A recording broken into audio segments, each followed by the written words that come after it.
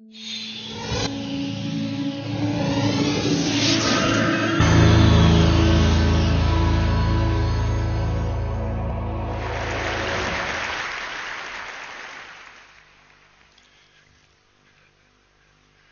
first of all, let me thank Emeka for, as a matter of fact, TED Global for putting this conference together. And this conference is going to rank as the most important in the beginning of the 21st century. Think African governments will put together a conference like this? You think the AU will put together a conference like this? Even before they do that, they will ask for foreign aid. I will also like to pay homage and honor to the TED Fellows, June Arunga, James Chikowati, Andrew, and the other TED Fellows. I call them the Cheetah Generation. The Cheetah Generation is the new breed of Africans who brook no nonsense about corruption. They understand what accountability and democracy is. They're not going to wait for government to do things for them. That's the Cheetah Generation. And Africa's salvation rests on the backs of these cheetahs. In contrast, of course, we have the Hippo Generation.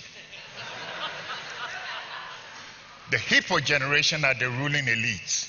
They are stuck in their intellectual patch, complaining about colonialism and imperialism. They wouldn't move one foot. You ask them to reform the economies, they're not going to reform it because they benefit from the rotten status quo. Now, there are a lot of Africans who are very angry at the condition of Africa. Now, we're talking about a continent which is not poor, it is rich in mineral resources, natural mineral resources. But the mineral wealth of Africa is not being utilized to lift its people out of poverty. That's what makes a lot of Africans very angry. And in a way, Africa is more than a tragedy in more ways than one. There's another enduring tragedy, and that tragedy is there are so many people, so many governments, so many organizations who want to help the people in Africa they don't understand. Now, we're not saying don't help Africa. Helping Africa is noble. But helping Africa has been turned into a theater of the absurd. It's like the blind leading the clueless. There are certain things that we need to recognize. Africa's begging bowl leaks. Did you know that 40% of the wealth created in Africa is not invested here in Africa? It's taken out of Africa. That's what the World Bank says. Look at Africa's begging bowl. It leaks horribly. There are people who think that we should pour more money, more aid into this bowl which leaks. What are the leakages? Corruption alone costs Africa $148 billion a year. Yeah, put that aside. Capital flight out of Africa, $80 billion a year. Put that aside. Let's take food imports. Every year, Africa spends $20 billion to import food. Just add that up. All these leakages, that's far more than the $50 billion Tony Blair wants to raise for Africa. Now, back in the 1960s, Africa not only fed itself, it also exported food. Not anymore. We know that something has gone fundamentally wrong. You know it, I know it. But let's not waste our time talking about these mistakes because we'll spend all day here. Let's move on and flip over to the next chapter. And that's what this conference is all about. The next chapter. The next chapter begins with, first of all, asking ourselves this fundamental question. Whom do we want to help in Africa? There's the people And then there's the government or leaders. Now, the speaker before me, the previous speaker before me, Idris Mohammed, indicated that we've had abysmal leadership in Africa. That characterization, in my view, is even more charitable.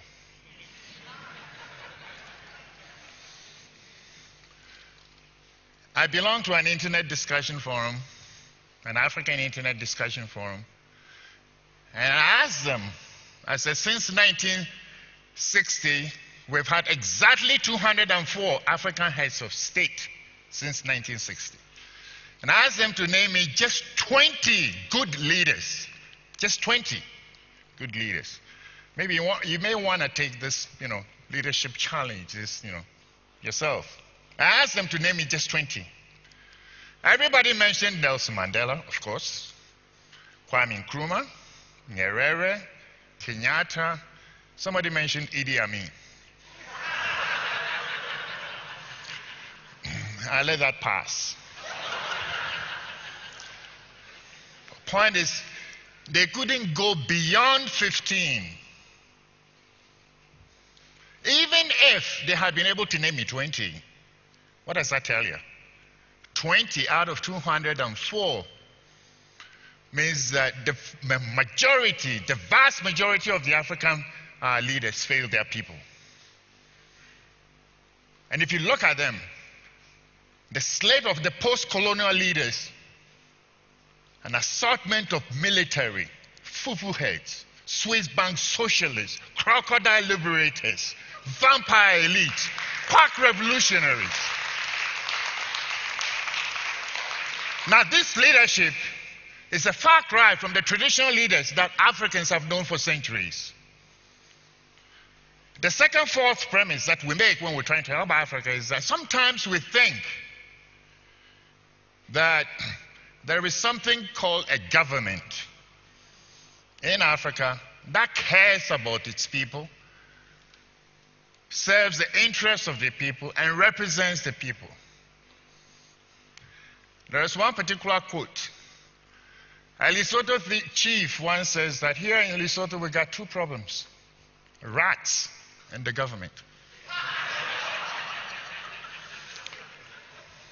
What you and I understand as a government doesn't exist in many African countries.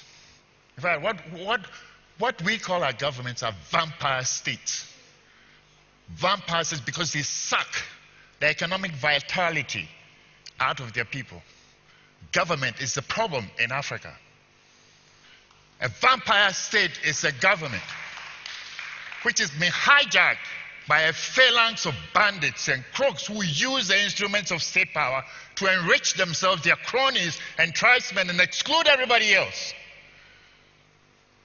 The richest people in Africa are heads of state and ministers. And quite often the chief bandit is the head of state himself. Where did they get their money? By creating wealth? No, by raking it off the backs of their suffering people. That's not wealth creation, it's wealth redistribution. The third fundamental issue that we have to recognize is that if we want to help the African people, we must know where the African people are. Take any African economy. An African economy can be broken up into three sectors. There is the modern sector, there is the informal sector, and the traditional sector. The modern sector is the abode of the elites, it's the seat of government. In many African countries, the modern sector is lost, it's dysfunctional. It is a meretricious fandango of imported systems which the elites themselves don't understand. That is the source of many of Africa's problems, where the struggles for political power emanate and then spill over onto the informal and the traditional sector, claiming innocent lives. Now, the modern sector, of course, is where a lot of the development aid and resources went into. More than 80% of Ivory Coast development went into the modern sector. The other sectors, the informal and the traditional sector, are where you find the majority of the African people. The real people in Africa, that's where you find them. And obviously it makes common sense that if you want to help the people, you go where the people are. But that's not what we did. As a matter of fact, we neglected the informal and the traditional sectors. The traditional sector is where Africa possesses its agriculture, which is one of the reasons why Africa can't feed itself. And that's why it must import food. All right. You cannot develop Africa by ignoring the informal and the traditional sectors.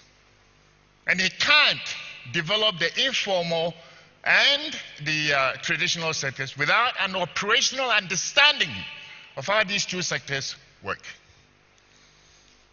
These two sectors, let me describe to you, have their own indigenous institutions. First one is the political system. Traditionally, Africans hate governments. They hate tyranny. If you look into their traditional systems, Africans organize their states in two types. The first one belonged to those ethnic societies who believed that the state was necessarily tyrannous. So they didn't want to have anything to do with any centralized authority. These societies are the Igbo, the Somali, the Kikuyus, for example. They have no chiefs.